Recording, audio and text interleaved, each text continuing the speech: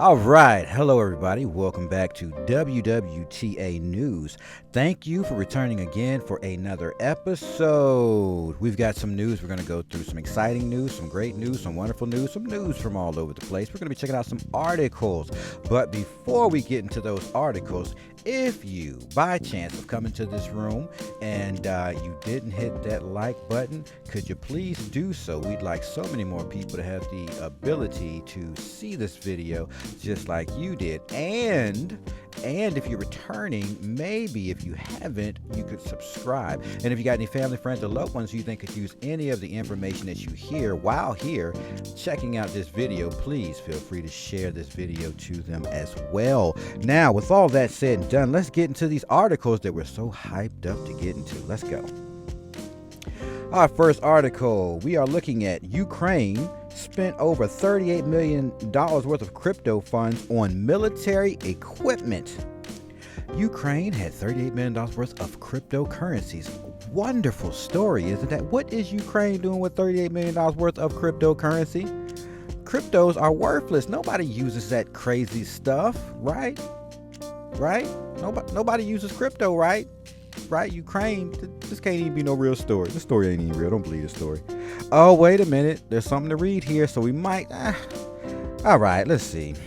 In the spirit of transparency, Ukraine's Ministry for Digital Transformation has published a financial report detailing how it spent the $54.6 million worth of funds raised from the crypto community. What? Yes, the crypto community has brought forth their cryptos in aid of Ukraine. They did what? That's right. They brought together their cryptos for the aid of Ukraine. Man, so you mean to tell me Ukraine ain't playing around? They said we're going to take that crypto and we're going to spend it? Wait a minute, what? Ukraine's Minister for Digital Transformation, Mikhailo Fedorov, shared the report in a tweet on August 17th, with most of the expenditure going in support of the military fight. They was buying weapons, y'all. Y'all really help Ukraine get the weapons that they need to fight this war. Right, that's it. That's pretty much it. And they did it with crypto, right? That's what you read. Oh, that's what I'm reading. That's what you're listening to. Yeah, they use crypto. Crypto's going nowhere, right? People are using it. Like countries, they're using the crypto, right? To buy weapons, to fight wars, right? Crypto. No, legislation's going to keep that from happening. It's just a joke. That stuff's not real. It's never going to happen. But Ukraine, they buy weapons to fight wars with their cryptos, bro. What are you talking about? Yeah, that's kind of what's going on, right? Here's the tweet. It says, with $54 million raised by the Aid for Ukraine, we've supplied our defenders with military equipment, armor, clothes, medicines, and even vehicles. Thanks to the crypto community. Thanks, crypto community. You're helping a lot. For support since the start of the full-scale invasion, donation by donation to the big victory. Wow. So, cryptocurrency is being used, and I mean, if y'all don't believe in it, these other countries do. And if y'all aren't involved in this space, you're going to get left, because that's what's really going on. That's what's really going on. Ukraine, they going to tell you, yeah, we use that crypto, and we got us some equipment, some armor, some medicine, and some vehicles. So, yeah, that crypto's, that's real money, bruh. Okay. Y'all don't believe it if you don't want to believe it, but you know, you get left.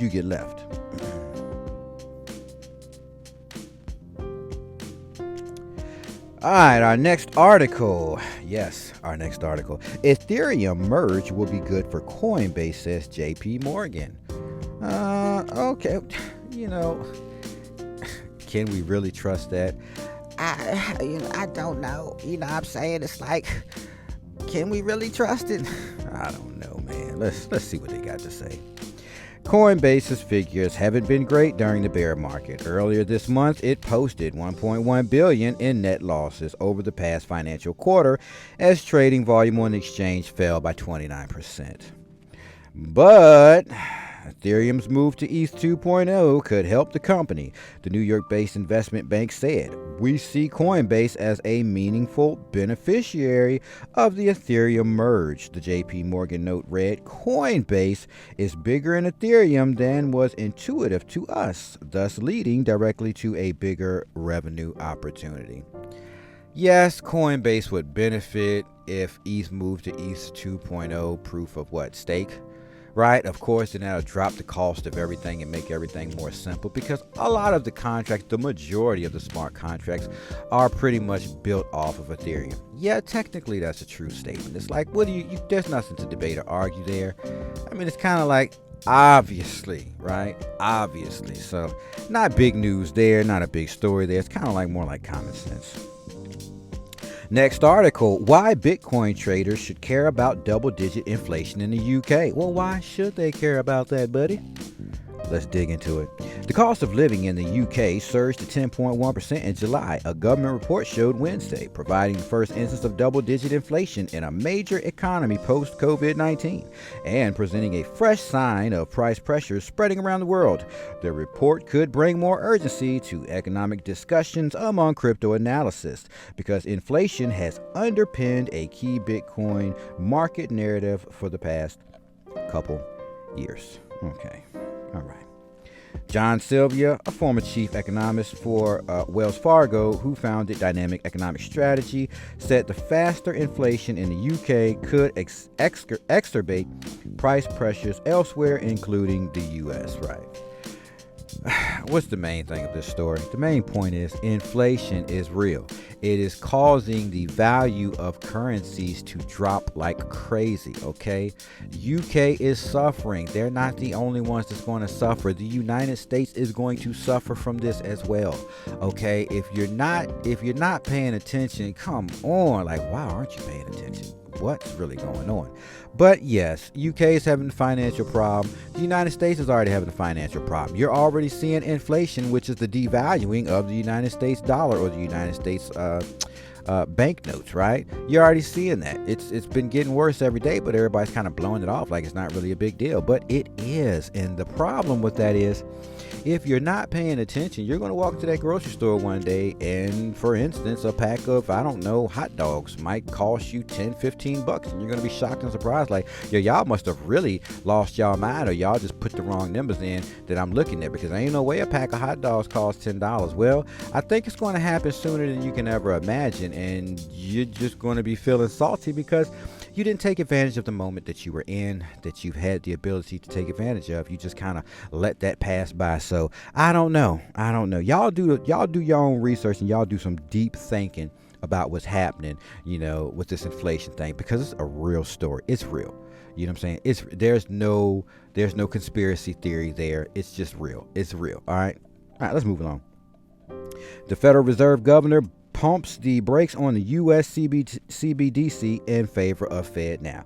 Now, if a lot of you at this channel checked in, if you guys remember, what was it, maybe 2 years ago or 3 years ago, there was talks, with the Congress, whatever, about FedNow. There was actually a lot of what I would usually call them C-SPAN meetings, but they do them online. And that's why I saw that they were talking about how FedNow was something that they had already been running their dry runs on, right? So FedNow isn't anything new. Please do not be shocked. It's nothing new. They had already talked a couple years ago that they had been doing this before you guys even knew crypto was a real thing. Before it was a real thing, they had already been running in the United States test runs of their FedNow system that they had planned to bring into effect. Will we see it the year 2022? I don't know, but if we do, go get crazy, bro. Y'all better be ready for that. I'm just saying, bro. Don't be mad at me. But they was talking about this some time ago, and they said they were going to have these FedNow accounts, which would be, in a sense, government accounts that you would all have access to, that they could send money through a pipeline straight to your wallets. You know what I'm saying? Now, I know y'all get scared. Oh, they can send money to my wallet, they're gonna take it out. Nah. That's not how that works. They can send out things to addresses. They can go in, but you can't go out unless you got the 12 Ks freedom. The 12 the 12-word phrase or 24-word phrase to get it out, or even some numeric. There's numeric and there's all different types of paraphrases to get into these wallets. So if you hold yours locked tight and you don't connect it, oh my God, I ain't gonna begin this, but check it out. Look, if you connect your wallet to an address and you link it, and you've opened your wallet to that address that you've linked it to, yes, they're going to raid your wallet and take everything out if they have hacked it to where they can get that particular currency out. All right, whatever. So anyways, yes, those things happen, but they can't take money out. So all these little scary things, they're going to put money in your account, and if you don't spend it, they're going to take it away. Once it's there, it's there. All right, so let's move along. Let's get this article. In an August 17th speech, Federal Reserve Governor Michelle Bowman took issue with many key areas of the Fed's work and its crossover with fintech and crypto industry concerns. Key among them is the push for a U.S. central bank digital dollar, or CBDC, also known as a digital dollar. The subject of much political speculation, a digital dollar has grown increasingly contentious over the past year. Bowman said that the Fed's plan for FedNow will fill the niche many envision for a U.S. CBDC, meaning that they don't need it, which we already knew. The FedNow service that is, will enable financial institutions of every size and in every community across America, North America that is, unless they're going to span the whole Americas, to provide safe and efficient instant payment services. It is intended to be a flexible, neutral platform that will support a broad variety of instant payments. Now that right there, blowing your mind with that. It's a lot of instant payment. When we talk about the ISO 2022 or 2020, whatever it is. So when you look at Stellar Lumens, when you look at, it's so many different apps out there and these networks that can do instantaneous payment. It's like, whoa, we're going there fast, y'all. Get ready. It says it is intended to be a flexible, neutral platform that will support a broad variety of instant payments, Bowman said. My expectation is that FedNow addresses the issues that some have raised about the need for a CBDC. Technically, you don't need it. I've said this before. You've got USDC, United States dollar coin. You've got USD Tether. Yeah, Tether's been doing a good job for what it is. You now have Tron, who's brought out their USDC. So you have a whole bunch that are already out there. And it'll be the same thing, with other ones. Like Songo Coin is it's a stable coin over in Africa. It's the tech there. It's already there, and so what you're looking at is the fact that at any given moment it's going to be real and in your face, and you're going to be dealing with it on a regular day basis, and you're going to be looking back at these videos saying, "Wow, what all those people were talking about that stuff years ago. How is it we're just learning about it today? Because you crazy and you didn't pay attention to them people that you call crazy." So let's move along. Next article, Colombia explores creating a CBDC to combat tax evasion. Everybody wants to join that bandwagon, right? Colombia is considering the introduction of a central bank digital currency to facilitate transactions and reduce tax evasion. They don't want you skipping out on paying the bill. As a part of a tax reform program pushed by President Gustavo Petro, who took office in early August, the government also plans to ban cash transactions for amounts surpassing 10 million Colombian peso, also in U.S. dollars, $2,350. Now, message. I think we talked about this already. You're going to see the dollar fade out because it's fading out. Because why? There's no use for it. It's just a banknote. So now you're going to see these transactions recorded in a whole different fashion, which is the blockchain. We've been talking about this. I don't know how many times I've said this and how many other YouTubers have said this stuff. This is what it is. This is the new system. You can't run from it. You can't escape it. This is what it is. You just got to get with it. So get with it now. Get with it now while it's dirt cheap, and you can convert now while it's dirt cheap. I'm not a financial advisor, and this isn't financial advice. Do you know what I'm saying? But you better pay attention. You better be paying attention. Make some moves for your future. Prepare for your future. Get yourself in alignment with what's going on. Don't be a fool. Don't be a fool. Let's continue. One of the important objectives is that when payments are made for a certain amount, they will be recorded in an electronic medium, Reyes said. Colombia joins other Latin American countries. Colombia joins other Latin American countries working on their respective CBDCs, including Brazil, Mexico, and Peru. How do you like that? You still don't believe cryptocurrency is where it's at? Oh, you're crazy, man. That stuff is scams, man. It's bull crap, man. Really, bruh? For real, bruh? Yo, look. I can't help people that are lost because they might be brain dead. Maybe. Y'all think, if you think some of these people might be brain dead, put a 1 in the comments down there. Put a 1 if you think people are brain dead. It's possible. It truly is. Okay, next article. Huobi Bitcoin Exchange, HUSD stablecoin loses its dollar peg. See, there's another stablecoin. Oh, see what I mean right there? This stuff is all scams, man. It's no good. Right, it's all scams. HUSD has become the latest stablecoin to lose its parity with the US dollar, tumbling by as much as 14.7% on Thursday, according to data from CoinMarketCap. The depegging has resulted in HUSD's liquidity on the Curve 3 pool, 3 CRV skewing, with the decentralized exchange issuing a warning that the current exchange rate for the stablecoin is too low. HUSD was priced at 87 cents at Curve as of this writing.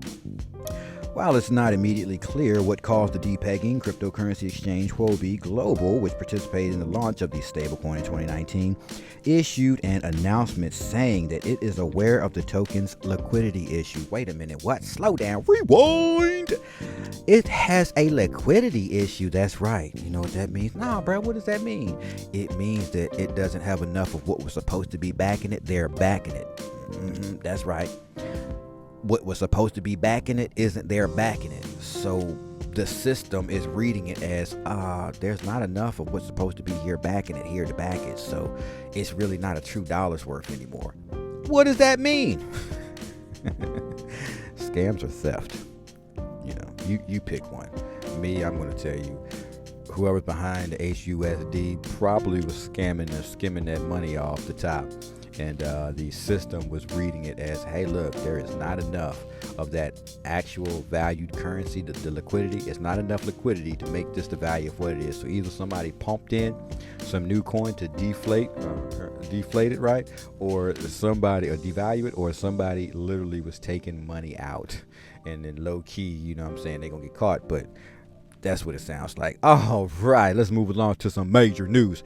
All right, so this is Friday. You know what I'm saying? Friday morning. A lot of news came out this morning, so we're going to jump to that major news that came out because it was some really important stuff. Don't get left. Just check out the news, right? Brad Garlinghouse has a tweet 20 hours ago. It's been a long time coming. Working with the regulatory process takes time, but it's worth it. But I'm absolutely ecstatic to be in Sao Paulo on ODL with XRP launches with one of the biggest FX providers in Brazil, TravelX Bank. Now look, we already just read that Brazil and all these other countries are making moves in the crypto space, right? So what is Brad talking about? They're forming relationships and conducting business in Brazil, okay? That's what they're doing. They are building. What does that mean? Speculate if you want to, but what you know, I think it means on-demand liquidity. Come on, bro. What you think they doing, bro? You already know what that ODL means. Nah, bro, I really don't know what it means. On-demand liquidity, you know what I'm saying? On-demand. You know what that means? They're going to get it on demand. So they want that on demand? Yeah, bro, and they got to deal with that Ripple to get it done. Oh, all right. Okay. All right. Let's see what else going on. Ripple says, Bom dia. Brazil is open for Ripple's on-demand liquidity with TravelX, our first LATAM bank partner, Latin America that is, and the first bank approved by the Central Bank of Brazil. The Central Bank of Brazil, that's right, bro, because the central banks and the big banks, they using that Ripple, that XRP. No way, bro. That's old news, though, bro. That's old news. Where you been? I've been watching the TV show. That's why you don't know what's going on. It's okay, brother. You just a sleeping fool.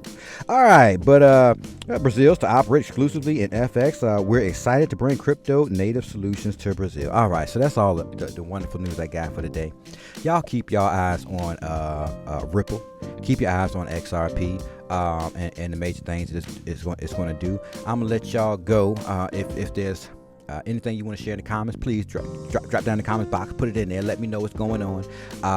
And if you liked the video, you found it helpful, hey, hit that like button and share the video. Other than that, I'm gonna close these two little short clips that I saw earlier on the Twitter feeds. Y'all enjoy it, and I'll catch y'all in the next video.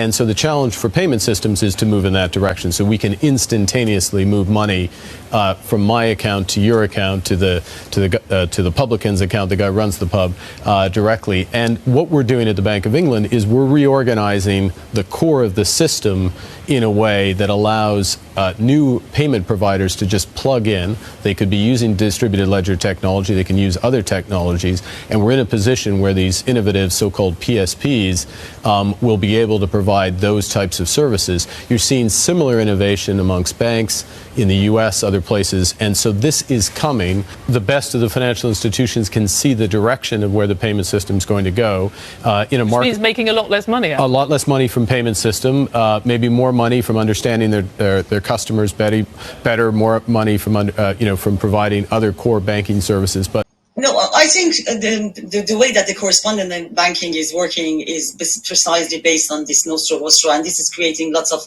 trapped capital. Now, the thing is, okay, is there any way of doing that? And I think I refer that to in the beginning of one of the question is there any way to source on-demand liquidity? And this is not necessarily for US dollar or euro, it's more for markets that you don't necessarily want to keep liquidity, and you want to really move funds when you need it. So the way that we are working on this, and this is a live product that it is used in multiple corridors, is using XRP, which is our native crypto assets, as a bridge between the two let's say fiat currencies. And this is completely revolutionizing actually the way that the pre-funding is happening today. So you really on the fly, you move funds. And we extend these services now to more and more corridors, typically corridors, exotic corridors with lots of challenges, like Philippines, very soon in Brazil. So there are, let's say there is a big agenda and roadmap on that. So this is changing the nostro-vostro relationship.